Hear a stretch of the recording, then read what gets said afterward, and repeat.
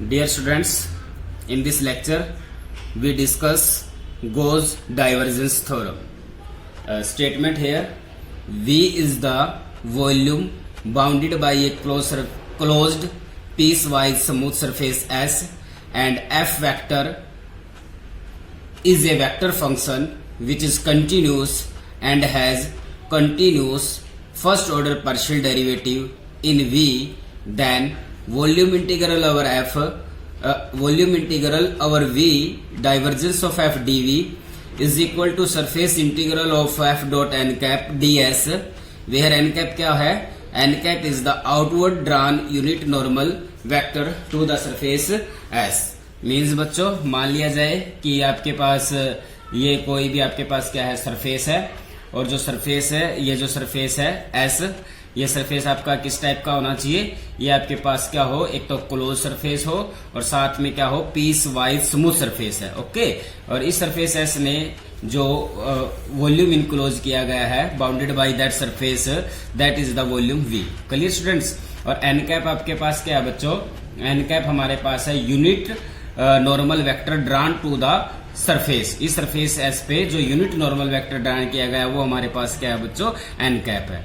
तो हमें क्या प्रूव करना है कि इस वॉल्यूम वी से, जो इनसाइड वाला वॉल्यूम वी है bounded by that surface S, इस वॉल्यूम वी से कितना फ्लक्स पास हुआ, मतलब डाइवर्जेंस ऑफ एफ जो होता है वो भी हमें किसके बारे में बताता है? फ्लक्स के through the volume V, through volume V D V is equal to इसकी जो बाउंड्री है बच्चों, इसकी बाउंड्री से कितना, इसकी जो बाउंड्री है, इसकी बाउंड्री से कितना फ्लक्स पास हुआ, सरफेस इंटीग्रल, वो आ जाएगा आपके पास F dot N cap D S. Okay students, समझ में आया ना?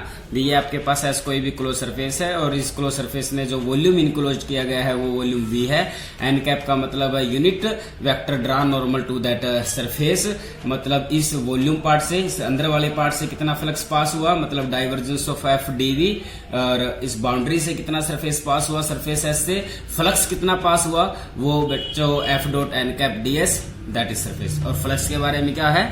Flux is the rate of flow of fluid, rate of flow of fluid through the surface per unit time. Okay, तो हेयर अगेन देखिए कि आपके पास V is the volume bounded by a closed piecewise smooth surface है. Surface को आप ऐसे समझ लो कि ये एक सफियर है, ठीक है. सफियर की जो बाउंड्री है वो उसका सरफेस है. सफियर के अंदर जो उसने रीजन इनक्लोज किया गया है वो क्या है बच्चों? वॉल्यूम V है. क्लियर है? तो हमें ये शो करना है कि volume integral over V divergence of F DV is equal to the surface integral F dot N cap into में ds. ओके, और इसकी कार्टेशियन फॉर्म में भी हम इसको एक्सप्रेस कर सकते हैं इसी थ्योरम को. अगर हम मान लें कि एफ वेक्टर आपका f1i plus f2j plus f3k cap है, तो डाइवर्जेंस ऑफ एफ आपको निकालना आता है i के कंपोनेंट का derivative with respect to x plus j के कंपोनेंट का derivative with respect to y plus k के कंपोनेंट का derivative with respect to z. और मान लेते हैं कि जो unit normal vector N cap है वो अल्फा बीटा गामा एंगल बना रहा है विद द कोऑर्डिनेट एक्सिस. तो उस सिचुएशन में आपके पास एन कैप क्या हो जाएगा बच्चों? Cos alpha I plus cos beta J plus cos gamma K. तो therefore F dot N cap, F vector आपके पास ये है बच्चों और एन कैप हमारे पास ये है. इन दोनों की वेक्टर की डॉट प्रोडक्ट करेंगे तो हमारे पास आ जाएगा F1 cos alpha plus F2 cos beta plus F3 cos gamma. Okay, तो then divergence theorem, divergence theorem क्या बन जाएगी बच्चों? यहाँ क्या था? डाइवर्जेंस ऑफ एफ वेक्टर था. डाइवर्जेंस ऑफ एफ वेक्टर की वैल्यू पुट कर दी और यहाँ पर क्या है बच्चों? F dot N cap. यहाँ पे क्या है? डाइवर्जेंस ऑफ एफ, और यहाँ पर क्या है? F dot N cap. इनकी वैल्यूज पुट कर दी. अब आपके पास बनता है बच्चों F1 cos alpha plus F2 cos beta plus F3 cos gamma ds, which is equal to F1 cos alpha ds बनेगा बच्चों. कोस अल्फा ds किसके इक्वल होता है? Projection of ds vector on the yz plane. तो ये क्या बनता है? dy dz. Cos beta ds क्या बनता है बच्चों? Projection on the zx plane. तो कोस बीटा ds को क्या लिखेंगे? dz dx plane, dz dx. Cos gamma ds का मतलब है projection of ds on xy plane. तो कोस गामा ds किसके इक्वल होता है? dx dy. ये चीजें हम सरफेस इंटीग्रल में भी बच्चों डिस्कस कर चुके हैं. Okay, now we start the proof of that go theorem. Here let कर लेते हैं. Let F vector is equal to f1i plus f2j plus f3k cap, where f1, f2 and f3 are three derivative in any direction are finite and continuous. Clear है? Okay, suppose कर लेते हैं S is a close surface. हमने ये मान लिया कि यहां से लेकर ये वाला बच्चों, ये आपके पास क्या है? एस है. क्लियर है? ये पूरा आपके पास सरफेस एस क्या है? क्लोज सरफेस है. सपोज कर लेते हैं S is a close surface such that any line drawn parallel to the coordinate, any line drawn parallel to the coordinate axis does not cut S in more than 2 points. Okay बच्चों, हमने close surface S को इस type से choose करना है कि हम किसी भी कोऑर्डिनेट एक्सिस के पैरेलल कोई भी लाइन ड्रा करें तो वो उस सरफेस को 2 से ज्यादा पॉइंटों पे कट ना करे. क्लियर? जैसे कि आपने एक सरफेस ले लिया बच्चों, जैसे ये आपने जैसे एक बॉल ले ली और यहां से आपने एक line parallel to Z axis draw कर दी. ठीक है, पैरेलल टू जेड एक्सिस एक लाइन ड्रा कर दी और यहाँ पर आपके पास बच्चों एक बॉल है. तो वो जो बॉल है इसको ये लाइन कितने पॉइंटों पे कट करेगी? 2 पॉइंटों पे, एक तो नीचे वाले सरफेस पे और एक ऊपर वाले सरफेस पे. क्लियर है? तो हमें इस टाइप का एक क्लोज सरफेस लेना है कि किसी भी लाइन के पैरेलल अगर हम कोई भी लाइन किसी भी कोऑर्डिनेट एक्सिस के पैरेलल लाइन ड्रा करें तो वो उस सरफेस को 2 से ज्यादा पॉइंटों पे कट ना करे. जैसे कि अगर ऐसे y एक्सिस के पैरेलल कोई भी लाइन ड्रा करे, ऐसे y एक्सिस के लाइन कोई भी पैरेलल ड्रा करे और यहाँ पर बच्चों हमारे पास कोई बॉल है तो वो उस बॉल को कितने पॉइंटों पे कट करेगा? एक इधर वाले पॉइंट पे और एक इधर बाहर वाले पॉइंट पे. क्लियर है ना? तो सपोज एस को इस टाइप से सरफेस चूज करना है. Suppose S is a close surface such that any line drawn parallel to coordinate axis does not cut in more than 2 points. Okay, let R be the orthogonal projection of S on the X Y plane. ये जो आपके पास surface S था बच्चों, इसकी हमने क्या ले ली? Projection. यहां से एक लाइन ड्रा कर दी हमने, ऐसे एक लाइन हमने एक ऐसे ड्रा कर दी. ठीक है, ये जो सरफेस एस है इसकी जो प्रोजेक्शन हमें मिलेगी एक्स वाई प्लेन में, उसका नाम हमने क्या रख दिया? आर. क्लियर है? ये आपके पास जो सरफेस एस था, इस सरफेस एस की हमने क्या ले ली बच्चों? Projection on the X Y plane. तो let R be the orthogonal projection of S on X Y plane. ठीक है, any line parallel to Z axis, Z axis के पैरेलल आप कोई भी लाइन इस आर रीजन से कोई भी लाइन आप जेड एक्सिस के पैरेलल खींचोगे तो वो इस सरफेस को 2 पॉइंटों पे कट करेगी. Any line parallel to Z axis through a point of R, region R के किसी भी पॉइंट से जेड एक्सिस के पैरेलल कोई भी लाइन हम ड्रा करते हैं, meet the boundary of S, S की जो सरफेस की बाउंड्री है इन 2 पॉइंट, उन 2 पॉइंटों पे वो मीट करती है. क्लियर? एक तो वो नीचे वाले पॉइंट पे मीट करती है सरफेस के, एक सरफेस के ऊपर वाले पॉइंट पर वो मीट करती है. क्लियर है? अब हम इस सरफेस को मान लेते हैं कि ये जो सरफेस है 2 सरफेसों से मिलकर बना हुआ है. इस सरफेस के हम 2 पार्ट कर देते हैं, एक नीचे वाला सरफेस ले लेते हैं, एक ऊपर वाला. मान लो कि आपके पास जो बॉल है सफियर है, उसके 2 पीसेस कर देते हैं, एक तो नीचे वाला सरफेस और एक हमारे पास क्या है? ऊपर वाला सरफेस है. क्लियर है? समझ में आ गया ना? Let the upper and lower portion of the S B denoted by, जो आपके पास जो सरफेस एस था उसको हमने मान लिया कि वो 2 पार्टों से मिलकर बना हुआ है. जो ऊपर वाला पार्ट है उस सरफेस का मतलब ये जो ऊपर वाला पार्ट है बच्चों, यहां से लेकर यहां तक ये जो ऊपर वाला पार्ट है इसका नाम हमने क्या रख दिया बच्चों? S1. और ये जो नीचे वाला पार्ट है इस सरफेस एस का, इसका नाम हमने क्या रख दिया बच्चों? S2. Let the upper and lower portion, let the upper and lower portion of S be denoted by S1 and S2 respectively. And respective equation of these, जो ऊपर वाला सरफेस है बच्चों, इसकी जो इक्वेशन होगी, मतलब x और y की कोई भी वैल्यू पुट करो, आपको एक इसके करस्पॉन्डिंग वैल्यू मिलेगी. मतलब इस सरफेस के अंदर x और y के करस्पॉन्डिंग कोई भी वैल्यू पुट करेंगे, आपको एक z की वैल्यू मिलेगी. फिर कोई और वैल्यू पुट करेंगे x और y की, आपको करस्पॉन्डिंग z की वैल्यू मिलती रहेंगी.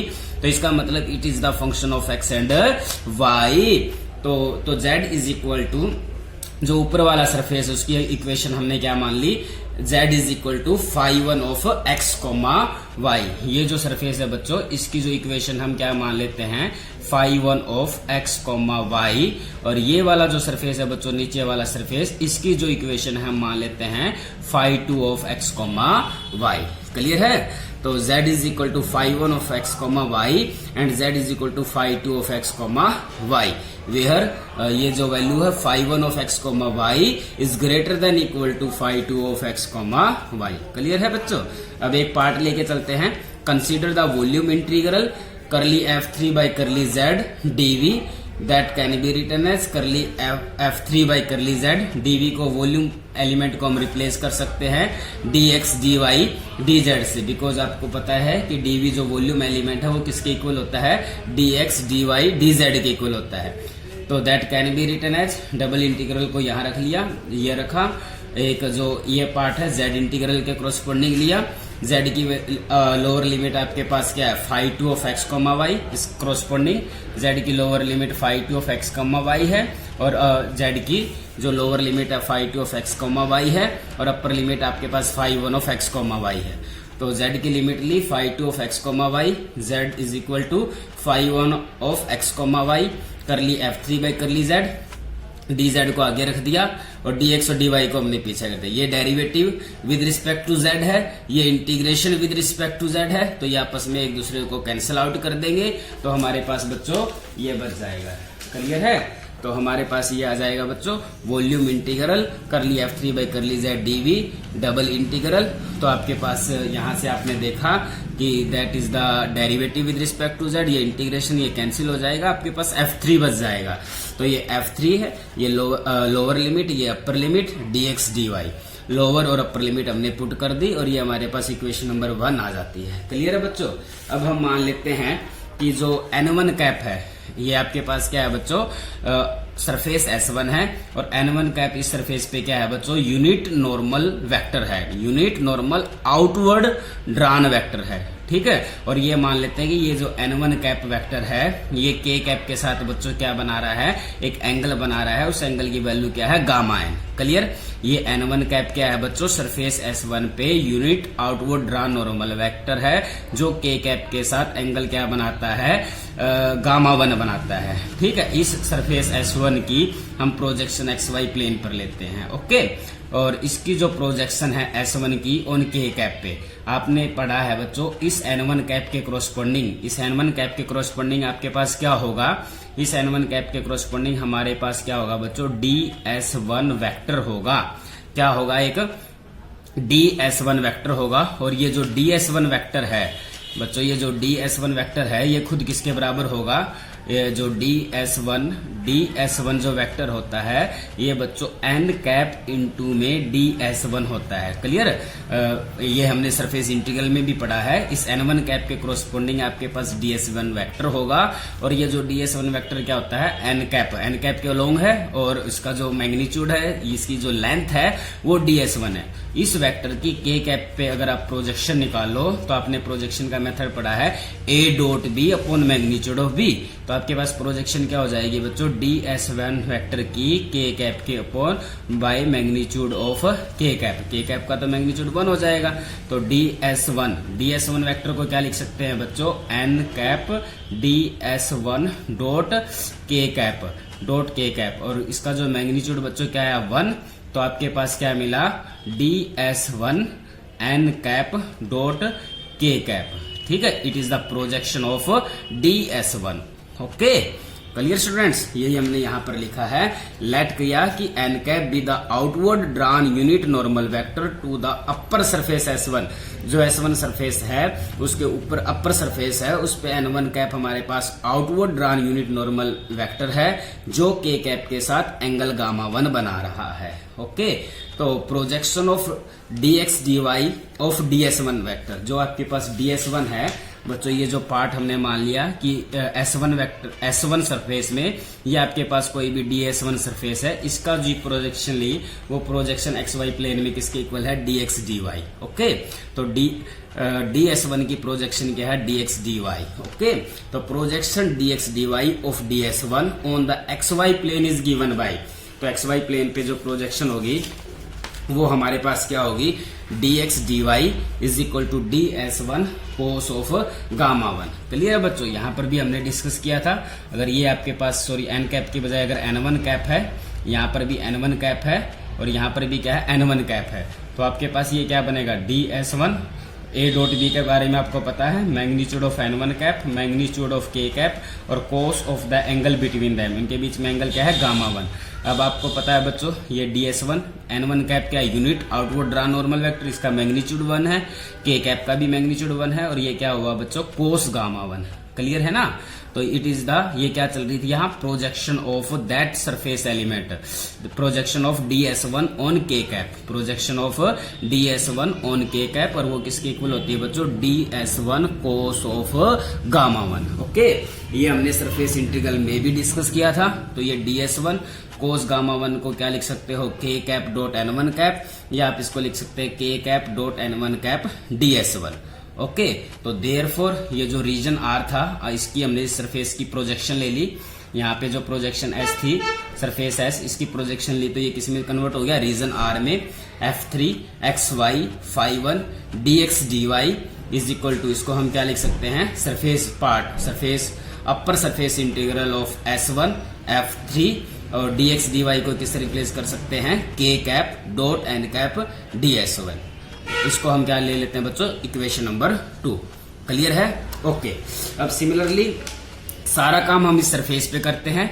अब ये जो नीचे वाला पार्ट है, ये सरफेस आपके पास ds2 है, ये पूरा सरफेस S2 है, ये मान लेते हैं इसका कोई भी एक सरफेस एलिमेंट ds2 है, इस पे ये मान लिया हमने n2 कैप आपके पास unit outward drawn normal vector है, और इसने k कैप के साथ जो एंगल बनाया वो बच्चों क्या है, गामा 2। मान लिया जाए कि ये आपके पास जो सरफेस S है, और इस सरफेस के दो, एक अपर वाला सरफेस है, एक नीचे वाला सरफेस है। अपर वाले सरफेस पे तो आपके पास यूनिट आउटवर्ड नॉर्मल की डायरेक्शन ऊपर की ओर होगी, और नीचे वाले पर ये क्या होगी, आपके पास नीचे वाले सरफेस पे डायरेक्शन यूनिट नॉर्मल वेक्टर की क्या होगी, डाउनवर्ड होगी। ऊपर वाले सरफेस पे तो डायरेक्शन आपके पास इस टाइप से होगी ऊपर की ओर, नीचे वाले सरफेस पे एन कैप की डायरेक्शन नीचे की ओर होगी। तो इसका मतलब अगर ऊपर वाले सरफेस के साथ एन कैप एक्यूट एंगल बनाता है, तो नीचे वाले सरफेस के साथ ऑब्वियसली वो क्या एंगल बनाएगा, ऑब्ट्यूस एंगल बनाएगा। क्लियर है। तो उस ऑब्ट्यूस एंगल को हम पहले किस में कन्वर्ट करेंगे बच्चों, एक्यूट एंगल में कन्वर्ट करेंगे। क्लियरली।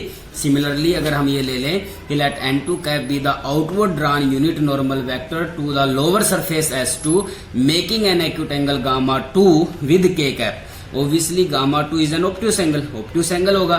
तो therefore dx dy is equal to, same जैसे आपने पहले पार्ट में किया था, उसमें आपके पास ds1 था, अब ds2 है, कोस ऑफ गामा 1 था, लेकिन एक्यूट एंगल है, ऑब्ट्यूस एंगल है, तो इसलिए हम इसको लिखेंगे cos of pi minus gamma. Second quadrant में ये माइनस हो जाएगा, minus ds2 cos of gamma 2, और कोस ऑफ गामा 2 को क्या लिख सकते हैं, minus k cap dot n2 cap ds2। Okay, तो ये जो part R3 f3 x, y z की वैल्यू phi2 है on surface S2 dx dy minus surface integral over S2 f3 dx dy को रिप्लेस कर दिया बच्चों k cap dot n2 ds। Equation number third, putting the equation number second and third in equation number 1। Okay, तो जो equation number 1 क्या बन जाएगी, from 1, 2 and 3 we have volume integral curly f3 by curly z dv is equal to surface integral over S1।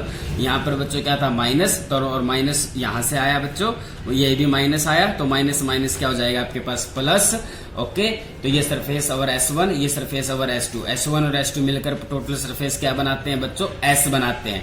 इसलिए हम इसको क्या लिख सकते हैं, over the surface S f3 k dot n1 cap और n2 कैप तो नॉर्मल थे सरफेस S1 पर, नॉर्मल थे सरफेस S2 पे, और पूरे सरफेस S पे नॉर्मल वेक्टर हमने क्या लिया बच्चों, n कैप। इसलिए हम इस रिजल्ट को क्या लिख सकते हैं, over the surface S f3 k cap dot n cap ds। Clear. Similarly by taking the projection of S on the other coordinate plane we have, जैसे अब करली f2 बाई करली y dv ले लें, यहाँ अगर आपके पास z था तो आपके पास k कैप आया, अब y है तो j कैप आएगा, डॉट n कैप इंटू में ds। इसको इक्वेशन नंबर क्या बना देते हैं, 5 ले लेते हैं। सिमिलरली अगर हम इसकी प्रोजेक्शन अदर प्लेन पे ले, विद रिस्पेक्ट टू x ले, x के कोरस्पॉन्डिंग आपके पास i cap dot n cap ds आ जाएगा।